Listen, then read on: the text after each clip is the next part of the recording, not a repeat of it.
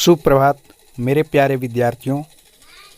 आज मैं वर्ग 7 के लिए इतिहास विषय, जिस पुस्तक का नाम है हमारी विरासत, उसके प्रथम पाठ मध्यकाल में भारत का हम प्रश्नोत्तर लेकर के आए हैं।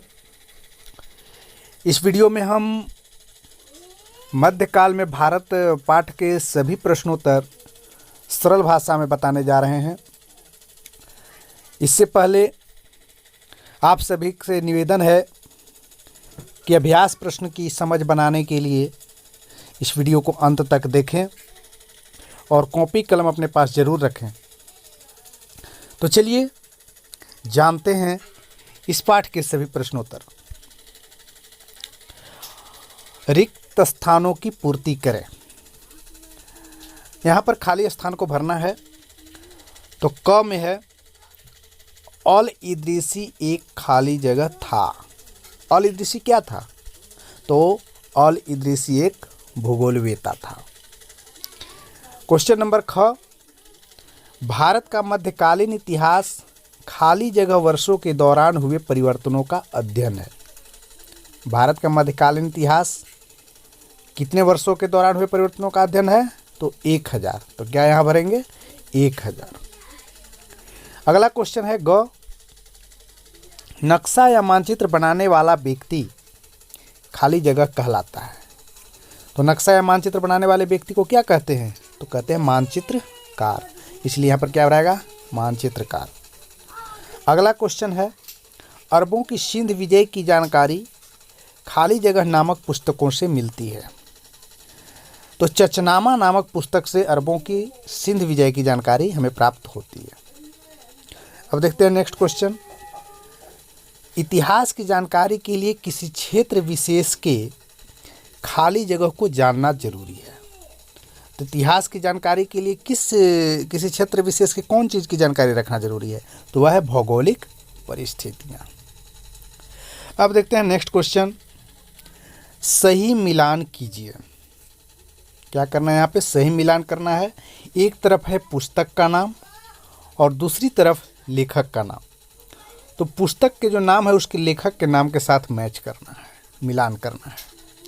तो चलिए देखते हैं। ये रहा पुस्तक का नाम, तहकीक ए हिंद, तबकात ए नासिरी, ताज उल मासिर और मशनवी। बुक में दोनों साइड का दिया हुआ रहेगा, लेकिन हम यहाँ उत्तर लिख रहे हैं, बताने जा रहे हैं, इसलिए एक एक करके बता रहे हैं। तो तहकीक ए हिंद के लेखक कौन है? तो अल बेरूनी। तबाकत ए नासिरी के लेखक कौन है? मिनहाज उस सिराज। ताज उल मासिर के लेखक कौन है? हसन निजामी। और मसनवी के लेखक हैं अमीर खुसरो। इस तरह से हम पुस्तक के नाम को सही सही लेखक के नाम के साथ मैच करेंगे, मिलान करेंगे। अब देखते हैं नेक्स्ट क्वेश्चन, निम्न प्रश्नों के उत्तर लिखिए। पहला क्वेश्चन है क में, जियाउद्दीन वर्णी कौन था? तो उत्तर में लिखेंगे कि जियाउद्दीन वर्णी 14वीं सदी के इतिहासकार था। कौन थे जियाउद्दीन वर्णी? तो जियाउद्दीन वर्णी 14वीं सदी के इतिहासकार थे। नेक्स्ट क्वेश्चन ख है कि हिंदू धर्म ग्रंथ भगवत गीता क्या संदेश देता है? हमारा जो हिंदू धर्म ग्रंथ है वो, उसमें भगवत गीता क्या हमें संदेश देता है? तो हिंदू धर्म का पवित्र धर्म ग्रंथ भगवत गीता है, जिसमें ज्ञान योग एवं कर्मयोग के आधार पर शांति और समभाव का संदेश दिया गया है। यानी वह हमें शांति और समभाव का संदेश देता है। नेक्स्ट क्वेश्चन, हिंदुस्तान शब्द का प्रयोग किन किन संदर्भों में होता रहा है? हमारा जो हिंदुस्तान शब्द है हम लोग यूज करते हैं, प्रयोग करते हैं, उसको किन किन संदर्भ में यूज करते हैं?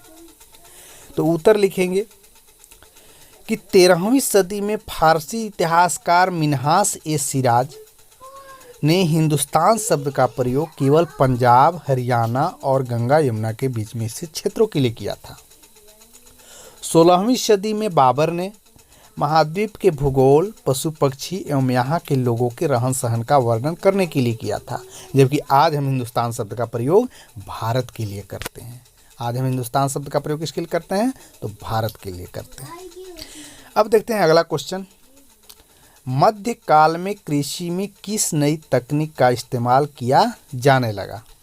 किस तकनीक का इस्तेमाल किया जाने लगा? तो रहट का। तो लिखेंगे क्या इसमें आंसर?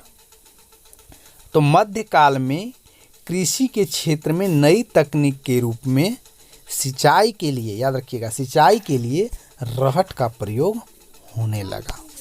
ठीक है, अब बढ़ते हैं नेक्स्ट क्वेश्चन की ओर। इस्लाम धर्म ग्रंथ कुरान शरीफ, इस्लाम का धर्म ग्रंथ कौन सा है? कुरान शरीफ। वो क्या संदेश देता है?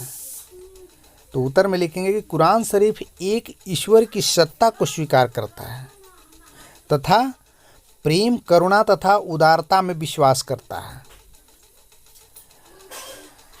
यानी इस्लाम धर्म का कुरान शरीफ जो है हमें यह संदेश देता है कि प्रेम, करुणा और उदारता बनाए रखिए। अब नेक्स्ट क्वेश्चन है, इतिहासकारों के लिए एक लेखक की बात का पता लगाने के लिए विभिन्न पांडुलिपियों का अध्ययन क्यों जरूरी होता है? तो इतिहासकारों के लिए एक लेखक की बात का पता लगाने के लिए हमें पांडुलिपि का अध्ययन जरूरी होता है। क्यों?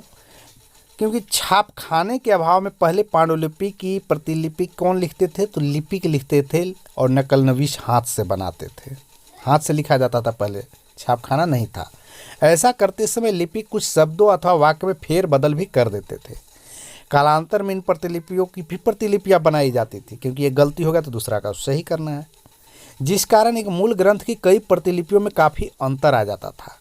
इसलिए इतिहासकारों को मूल लेखक की बातों को समझने के लिए विभिन्न पांडुलिपियों का अध्ययन करना जरूरी होता है।